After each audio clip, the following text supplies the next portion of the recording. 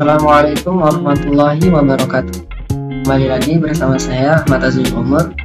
Pada video kali ini saya akan melanjutkan tutorial analisis data, yaitu regresi linear ganda dengan menggunakan aplikasi SPSS. Adapun langkah pertama yaitu pemodelan seleksi bivariat. Variabel yang dapat masuk model multivariat adalah variabel yang pada analisis bivariatnya mempunyai nilai p-value kurang dari 0,25. Namun ketentuan p-value kurang dari 0,25 ini tidaklah harus dipenuhi manakala dijumpai ada suatu variabel yang walaupun p-value-nya lebih besar dari 0,25.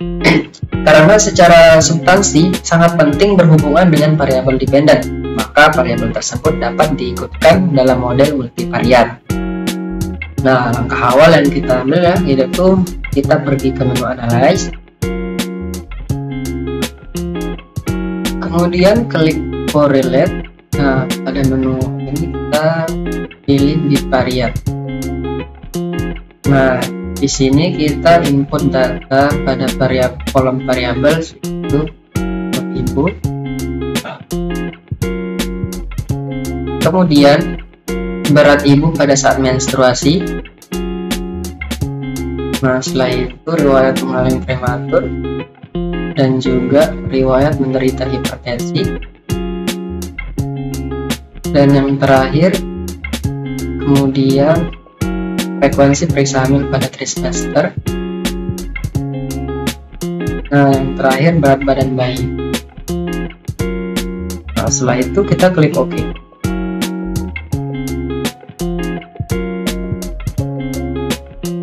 Nah, hasil dari analisis bivariat dengan korelasi didapatkan nilai p-value untuk variabel umur adalah 219 dan berat badan P-nya sama dengan 0,010, kemudian frekuensinya sama dengan 0,426, frekuensi prematurnya yaitu 0,034. Dari hasil ini dapat kita simpulkan bahwa variabel umur, berat badan, dan frekuensi prematur mempunyai p-value kurang dari 0,25. Dengan demikian, ketiga variabel tersebut dapat lanjut masuk ke pemodelan multivariat. Nah, sedangkan untuk variabel frekuensi mempunyai p-value lebih besar dari 0,25, yaitu 0,426, sehingga tidak bisa masuk ke multivariat. Namun demikian, karena secara substansi frekuensi merupakan faktor yang sangat penting mempengaruhi berat badan bayi, maka variabel frekuensi tetap diikutkan dalam analisis multivariat. Nah, kemudian kita lanjut ke bivariat uji T, yaitu untuk melakukan analisis bivariat untuk variabel independen berjenis kategorik, yaitu merokok dan riwayat hipertensi. Pertama, pergi ke menu Analyze, kemudian pilih Confirmance. Di sini kita klik Independent Severability Test. Nah, di sini pada tes variabel kita masukkan berat badan bayi. Kemudian pada grouping variabel kita masukkan kebiasaan merokok. Nah, setelah itu kita klik Define Group. Nah, di sini kita diminta mengisi kode variabel smoke ke dalam kedua kotak. Pada contoh ini kita tahu bahwa 0 tidak merokok dan kode 1 untuk yang merokok. Jadi kita ketik 0 di grup 1 dan pada grup 2 lalu kita klik continue. Setelah itu kita pilih OK. Nah, ini sudah diaktifkan datanya. Hasil analisis hubungan merokok dengan berat bayi menghasilkan p-value yaitu 0,009. Dengan demikian, p-value yang bisa dihasilkan itu kurang dari 0,25, maka variabel merokok dapat lanjut ke multivariat. Kemudian selanjutnya yaitu kita ke riwayat hipertensi.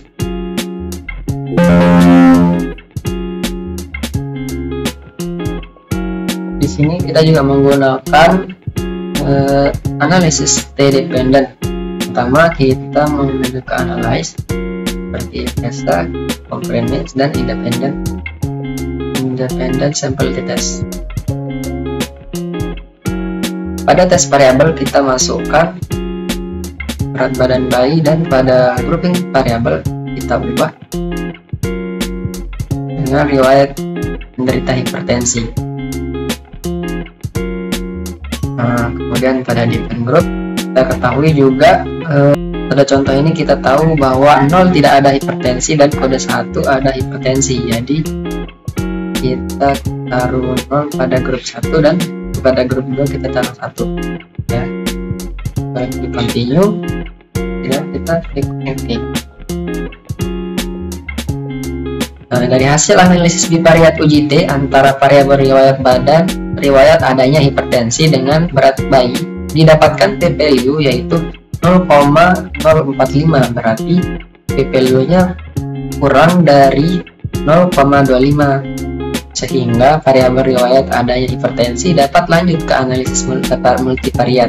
Dengan demikian, selesailah sudah seleksi semua variabel independen. Dari 6 variabel independen semuanya masuk ke proses berikutnya, yaitu ke analisis multivariat. Langkah kedua yaitu pemodelan multivariat. Pertama kita pergi ke menu analyze, kemudian pilih regression. Nah, kita klik linear. Pada kolom dependen kita klik berat badan bayi. Nah, sedangkan pada kolom independen kita isikan berat ibu.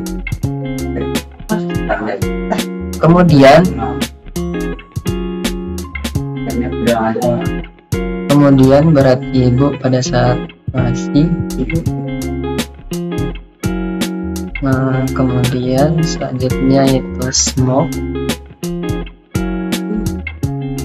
dan riwayat hipertensi.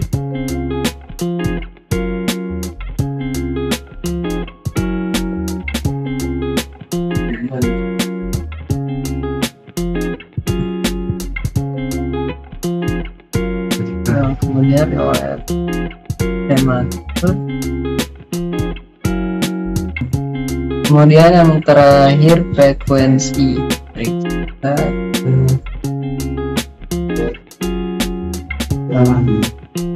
Pada kolom method kita klik enter, kita pilih enter dan oke.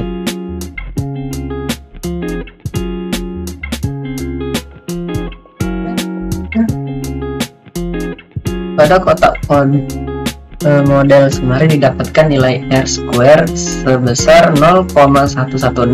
Artinya ke-6 variabel independen dapat menjelaskan variabel berat bayi sebesar 11,6%, sedangkan sisanya dijelaskan oleh variabel lain. Dari hasil uji statistik kita lihat pada kotak ANOVA didapatkan p-value sama yaitu 0,001, berarti persamaan garis regresi secara keseluruhan sudah signifikan. Namun demikian, prinsip pemodelan harus cek nilai p-value-nya. Variabel yang p-value-nya lebih dari 0,05 dikeluarkan dari model. Ternyata dari 6 variabel independen, kita lihat pada kotak koefisien ada 3 variabel yang p-value-nya lebih dari 0,05, yaitu umur yang p-value-nya 0,476, riwayat prematur p-value-nya 0,150, dan frekuensi p-value-nya 0,954. Tahap berikutnya mengeluarkan variabel yang p-value-nya lebih dari 0,05. Pengeluaran variabel dimulai dari p-value yang terbesar. Dengan demikian, variabel yang kita coba keluarkan adalah frekuensi. Nama kita pergi ke menu analyze, kemudian kita pilih regresi dan klik linear. Nah, di sini kita hilangkan frekuensinya. Kita pindah ke kiri, kemudian klik OK. Nah, setelah variabel frekuensi dikeluarkan, kita cek dulu apakah setelah dikeluarkan ada perubahan besar. untuk R-square dan cube-nya. Bila ada perubahan yang besar, maka variabel tersebut tidak jadi dikeluarkan dalam model, tetap dipertahankan di model. Untuk nilai R-square ternyata tidak ada perubahan, yaitu tetap 0,116, sedangkan untuk koefisien B, sekarang kita bandingkan nilai koefisien B untuk variabel umur, berat ibu, perokok, dan riwayat prematur, kemudian riwayat hipertensi antara sebelum dan sesudah variabel frekuensi dikeluarkan. Langkah selanjutnya juga kita pergi ke menu analyze, pilih regresi, kemudian klik linear. Sekarang kita keluarkan umur ibu, kemudian kita klik copy.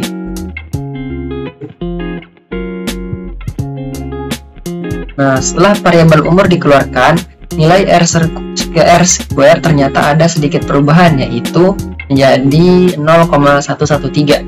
Nah, kemudian langkah selanjutnya yaitu kita akan mengeluarkan variabel riwayat mengalami prematur. Ingat, prematur kita pindah, kemudian klik OK.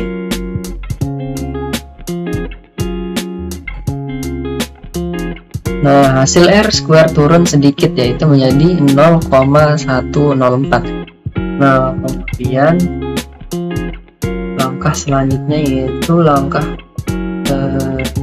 uji asumsi.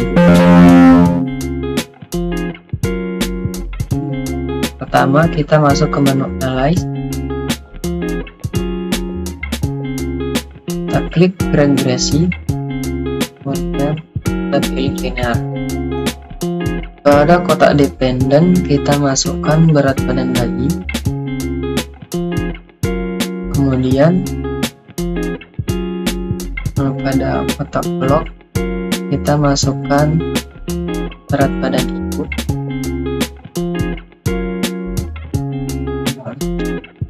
kemudian kebiasaan merokok, riwayat hipertensi,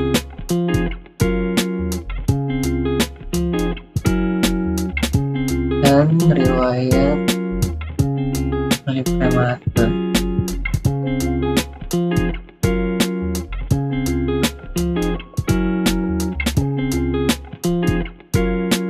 Kemudian klik statistik. Nah, di sini kita pilih preliminary diagnosis, kemudian covariance matrix, dan Eugen Master. Continue. Kemudian klik plot. Nah, di sini kita pada kotak Y kita masukkan /ID. Kemudian pada kotak X kita masukkan different. Kemudian kita stokkan dan normal probability plot, dan klik continue. Oke. Nah, jadi seperti ini data yang kita dapat, tampilannya yang akan kita analisis lebih lanjut. Dan dari ini video kali ini. Assalamualaikum warahmatullahi wabarakatuh.